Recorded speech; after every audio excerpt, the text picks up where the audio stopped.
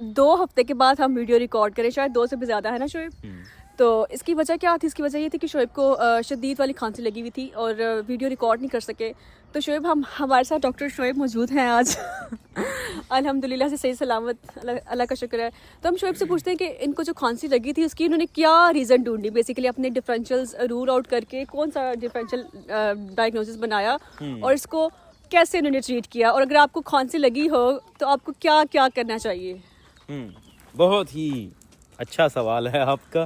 سب سے پہلے تو بہت سارے لوگ پوچھیں گے کہ ڈاکٹر ہوتے ہوئے بھی کھانسی لگ گئی 2 ہفتے کے لیے.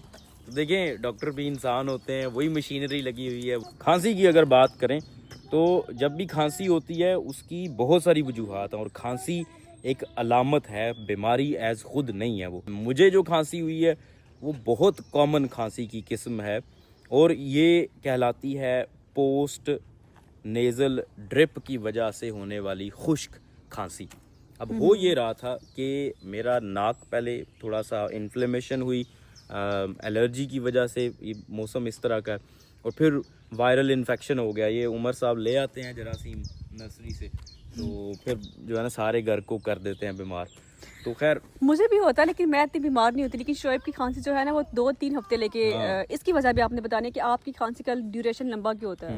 کیونکہ میرا جو اپنا ناک کان گلا ہے وہ تھوڑا سا زیادہ سینسٹیو ہے, کچھ لوگوں کا ہوتا ہے, تو اس میں وہ جلدی پکڑ لیتا ہے مسئلے کو, انفلیمیشن ہو جاتی ہے. تو وہی ہوا.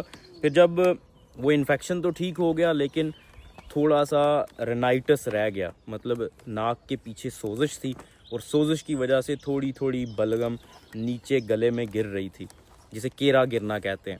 اور اس کیرے گرنے کی وجہ سے بار بار گلے میں تھوڑا تھوڑا ریشہ آ رہا تھا اور کھانسی ہو رہی تھی, اسپیشلی رات کے وقت.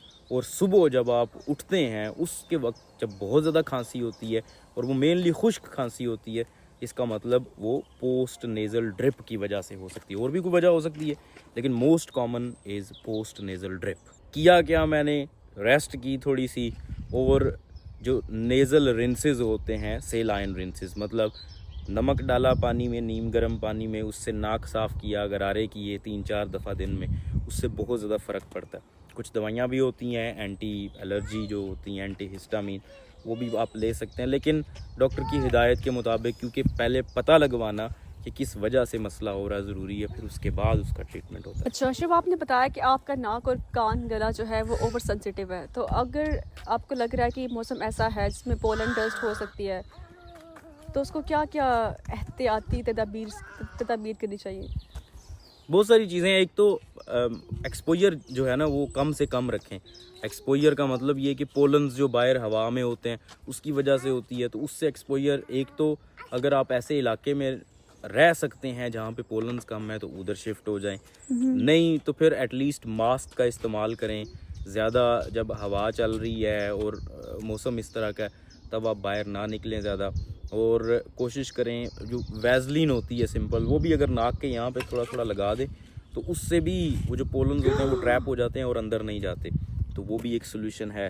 اور بھی بہت ساری چیزیں ہیں, اس پہ میں نے ایک کمپلیٹ ویڈیو بنائی ہوئی ہے, الرجک رینائٹس یا ناک کی الرجی, وہ آپ دیکھ سکتے ہیں. ایسڈ ریفلکس کی وجہ سے بھی کھانسی ہوتی ہے نا لوگوں کو اکثر رات کو, ڈرائی گف, ہاں تیزابیت کی وجہ سے. اس میں بھی ایسے ہی ہوتا ہے, مطلب معدے سے تیزاب اوپر جاتا ہے اور گلے میں اریٹیٹ کرتا رہتا ہے. جب آپ اسپیشلی لیٹتے ہیں تو زیادہ ایسڈ جو ہے وہ اوپر آتا ہے گلے کی طرف, تو اس کی وجہ سے رات کو اکثر لوگوں کو کھانسی زیادہ ہو جاتی ہے, خشک کھانسی.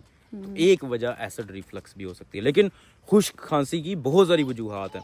اسپیشلی اگر ساتھ میں خون آ رہا ہے, یا پھر سینے میں درد ہو رہا ہے, یا پھر سانس پھول رہا ہے, یا پھر وزن کم ہو رہا ہے, تو بے شمار وجوہات ہے جس کی وجہ سے کھانسی ہو سکتی ہے. تشخیص کروانا بہت ضروری ہے.